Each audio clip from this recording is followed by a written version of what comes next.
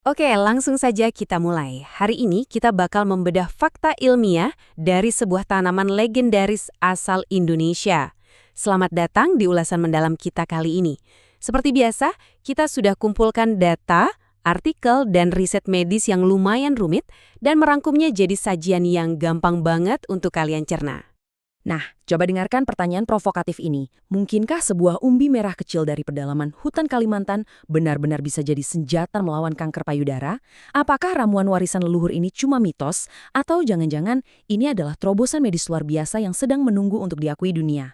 Itulah tepatnya yang bakal kita cari tahu bareng-bareng hari ini. Kita masuk ke bagian pertama, umbi ajaib dari Kalimantan, mengenal bawang Dayak. Biar dapat gambarannya, kita harus pergi jauh ke dalam hutan tropis dataran tinggi di Pulau Kalimantan. Coba deh bandingkan bawang Dayak secara langsung sama bawang merah biasa yang ada di dapur kalian. Kelihatan banget bedanya kan? Bawang merah biasa ukurannya jauh lebih besar. Tapi si bawang Dayak ini bentuknya mungil, warnanya merah merona yang benar-benar menyala. Dan uniknya lagi, dia cuma mau tumbuh subur di pegunungan di ketinggian 600 sampai 1.500 meter di atas permukaan laut. Jadi ya ini jelas bukan bawang biasa buat numis nasi goreng. Yang bikin para ilmuwan sampai penasaran banget sama tanaman ini adalah daftar khasiatnya yang luar biasa panjang. Gila sih, selama berabad-abad, masyarakat adat sana mengeklaim kalau umbi kecil ini tuh bisa menyembuhkan macam-macam penyakit. Mulai dari mengobati diabetes, melawan kanker payudara, menurunkan kolesterol dan darah tinggi, menyembuhkan luka, bahkan katanya bisa meningkatkan vitalitas pria juga loh. Nah, daftar panjang inilah yang jadi panggung utama buat investigasi ilmiah kita. Pertanyaannya, apa sains modern setuju sama klaim-klaim ini? Lanjut ke bagian 2, apakah umbi ini aman? Kita lihat studi pada tikus Wistar. Sebelum mengobrolin soal khasiat penyembuhan, hal pertama yang mutlak harus kita pastikan, umbi ini aman nggak sih buat dikonsumsi? Biar paham sama data labnya nanti, kita kenalan dulu sama istilah penting ini. LD50 atau Lethal Dose 50. Gampangnya gini. Ini tuh takaran standar yang dipakai ilmuwan buat mengukur seberapa mematikan sebuah zat sampai bisa membunuh 50% populasi hewan uji dalam waktu tertentu. Intinya, makin besar angka LD50-nya, berarti zat itu makin tidak beracun dan makin aman. Dan hasil eksperimen labnya benar-benar bikin geleng-geleng kepala. Coba lihat kelompok tikus yang dikasih ekstrak etanol bawang Dayak dalam dosis supermasif. Bayangin saja, 2.000 mg per kilogram berat badan. Apa yang terjadi? Berat badan mereka tetap stabil, malah naik dari sekitar 153 gram ke 173 gram. Dan tingkat kematiannya 0%. Yap, selama 14 hari dipantau, nggak ada tikus yang mati. Nggak ada tremor, nggak kejang, pokoknya 0 gejala keracunan sama sekali. Buat kasih bukti yang lebih mantap, penampang mikroskopis ini mengilustrasikannya dengan cemerlang. Ini adalah jaringan hati dan jantung dari tikus-tikus uji tadi. Kelihatan kan jaringannya sehat dan sel-sel otot jantungnya benar-benar normal.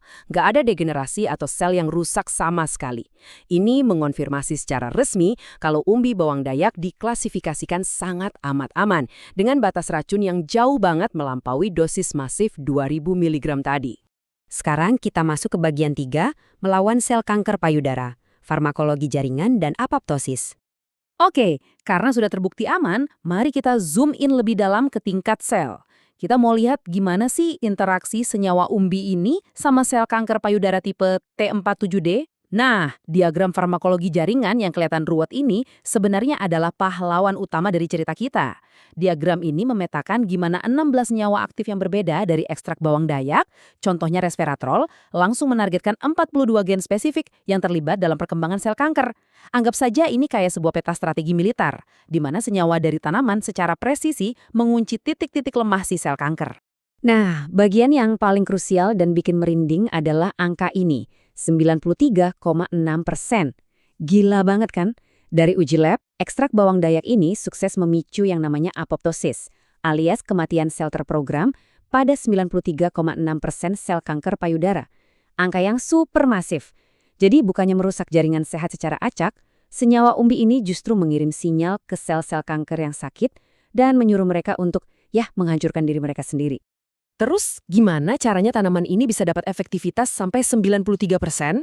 Bawang dayak ini pada dasarnya bertingkah layaknya bouncer atau penjaga keamanan yang tegas di tingkat seluler. Ekstraknya mengacaukan siklus hidup sel kanker. Di langkah pertama, dia bikin fase sub G1 dan S melonjak drastis. Lalu di langkah kedua, dia menekan habis-habisan fase G2M dan G1. Kalau pakai bahasa sederhananya, dia menyetop sel-sel kanker itu biar nggak bisa membelah dan menggandakan diri. Intervensi mekanis yang sangat elegan. Lanjut ke bagian 4, diabetes, jantung, dan bakteri. Lebih dari sekadar kanker. Tapi ingat, kanker payudara bukanlah keseluruhan cerita dari tanaman ini. Bawang dayak menawarkan segudang manfaat farmakologis luar biasa lainnya. Rahasia kekuatannya ada di kandungan flavonoid yang sifatnya anti-inflamasi. Dan ini fakta yang cukup bikin kaget. Walaupun selama ini umbinya yang selalu diburu buat obat, data justru menunjukkan kalau bunganya itu punya konsentrasi flavonoid paling tinggi. Ya, sampai 11 mg per 100 gram, jauh melampaui kandungan umbinya sendiri. Terus, gimana soal khasiat penyakit lainnya? Ada studi menarik dari Institut Pertanian Bogor yang menyimpulkan persis seperti apa yang dijanjikan cerita rakyat. Merebus umbi bawang dayak itu benar-benar menciptakan minuman anti-diabetes dan imunomodulator super yang secara aktif ngontrol kadar gula darah kita. Wah, ini jadi temuan yang sangat relevan kan, mengingat tingginya angka diabetes di masyarakat modern kita saat ini. Nggak berhenti sampai di situ, penelitian sains membuktikan kalau si tanaman ini tuh bekerja kayak petugas kebersihan mikroskopis di dalam tubuh kita.